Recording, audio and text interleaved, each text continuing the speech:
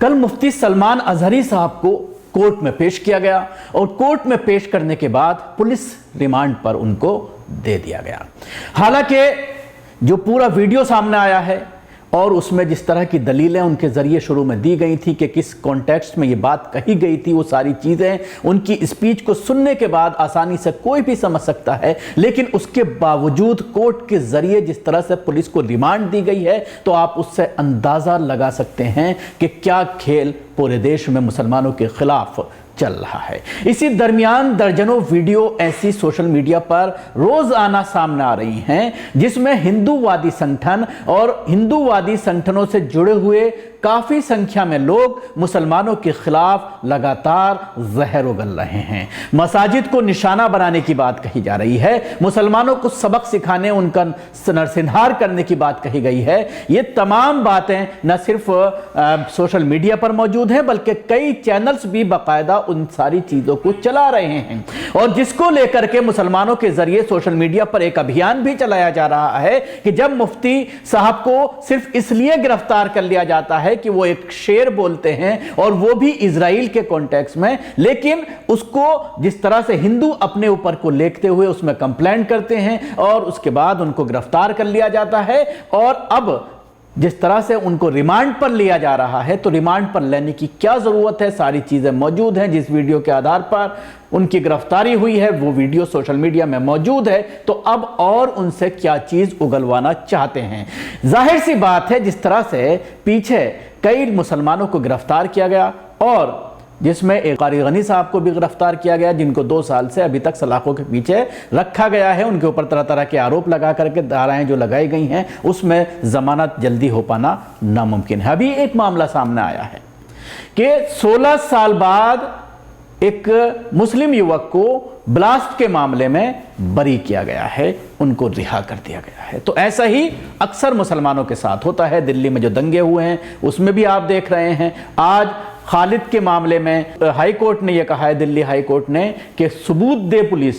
अब सबूत मांग रही है 3 साल बाद हाई कोर्ट, क्योंकि 3 साल से लगातार तारीख पे तारीख मिल रही है, जमानत याचिका पर सुनवाई नहीं होती। पुलिस कोई ना कोई बहाना बना करके अगली डेट मांग लेती है ताकि इन मुसलमानों को लंबे वक्त तक सलाखों के पीछे रखा जाए और सबक सिखाया जाए और इन लोगों को यह मैसेज दिया जाए कि अगर कोई बोला तो उसका हाल इसी तरह से होगा। अब इस मामले को लेकर के देश के मुख्तलिफ राज्यों से काफ़ी वीडियो सोशल मीडिया पर सामने आ रही हैं जो मुफ्ती सलमान अजहरी साहब के साथ खड़े होने की बात कर रहे हैं।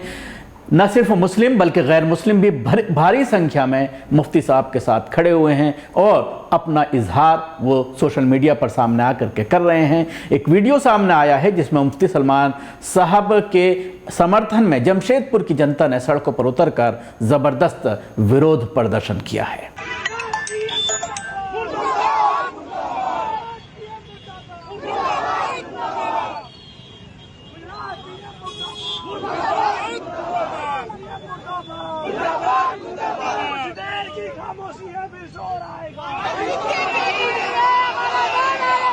तुम कितने अजहरी को डालोगे, हर घर से अजहरी निकलेगा।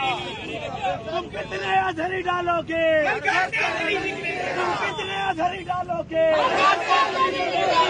अजहरी डालोगे, अजहरी डालोगे, अजहरी डालोगे।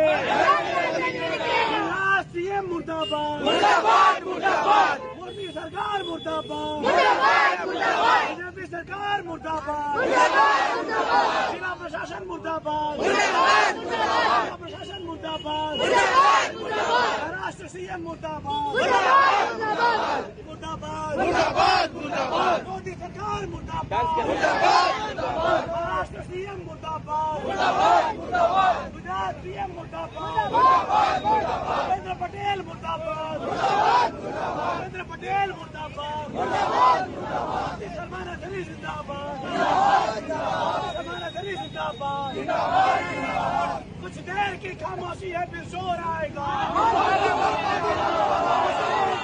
इसके साथ ही राजस्थान से भी कुछ लोगों, कुछ उलमा इकराम एक जमात का पूरी तरह से समर्थन उनको मिला है और अजहरी साहब की गिरफ्तारी के खिलाफ राजस्थान चित्तौड़गढ़ तंजीम उलमाए अहले सुन्नत और तमाम मस्जिदों के इमामों ने एक ज्ञापन दिया है, जिसको लेकर के उन्होंने पूरी मीडिया के सामने आकर के जानकारी दी है। यहाँ पर हमारे जो स्कॉलर और प्रोफेशनल उलमाए दीन में से खतीब मुफ्ती सलमान अजहरी साहब के खिलाफ जो कार्रवाई की गई, जिसकी हम निंदा करने के लिए चित्तौड़ के तमाम उलमा, इमाम और शहर काजी यहाँ पर कलेक्टर साहब के पास ज्ञापन देने के लिए, भारत सरकार को ही देने के लिए आए हैं कि जिस तरीके से उनके साथ सलूक किया गया, उनके घर को घेरा गया और उनको गिरफ्तार किया गया, जबकि उन्होंने कहा है कि मैं भाई मेरा वकील आ रहा है, आप उससे बात कर लीजिए, लेकिन उसके बावजूद भी उनको गिरफ्तार करके जूनागढ़ की तरफ ले जाया गया।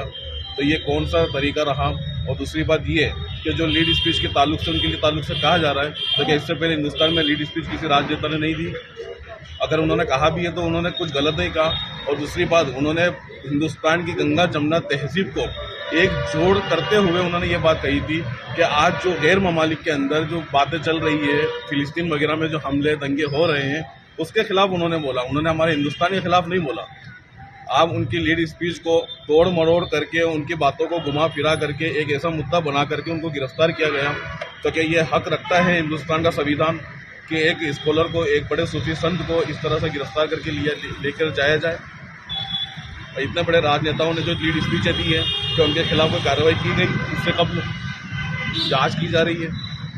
और हिंदुस्तान के तमाम मुसलमान सूफी विचारधारा रखने वाले हैं, इसलिए अभी तक खामोशी से काम कर रहे हैं। हम भी चाहते तो जनशक्ति के साथ आ सकते थे, लेकिन हमने हमारी गंगा जमुना तहजीब को मद्देनजर रखते हुए, हिंदुस्तान के संविधान और इसके लॉ को कायम रखते हुए हम यहाँ पर चंद उलमाए किराम चित्तौड़गढ़ के यहाँ हाजिर हुए ताकि हमारी बात को भारत सरकार तक पहुँचाया जाए। तो देखा दोस्तों, जिस तरह से मुफ्ती साहब के समर्थन में बिना किसी मसलक के देवबंदी, बरेलवी, तमाम मसालिक के लोग उनके साथ खड़े होने की बात कर रहे हैं। सबसे पहले अगर देखा जाए तो देवबंदियों के उलमा इकराम का इस पूरे मामले में बयान सामने आया और मुफ्ती साहब को बेकसूर बताते हुए और ये बताते हुए कि उनको ज़बरदस्ती फंसाने की कोशिश की जा रही है। भारी संख्या में बयानात जारी किए गए, सोशल मीडिया पर आकर के उनका समर्थन किया गया। उसके साथ ही जिस तरह से थाने के बाहर हज़ारों की संख्या में मुंबई वासी बाहर निकल कर आए, हालांकि उनके खिलाफ FIR दर्ज की गई है, संगीन धाराओं में FIR दर्ज की गई है, कुछ लोगों को गिरफ्तार भी किया गया है, लेकिन उसके बावजूद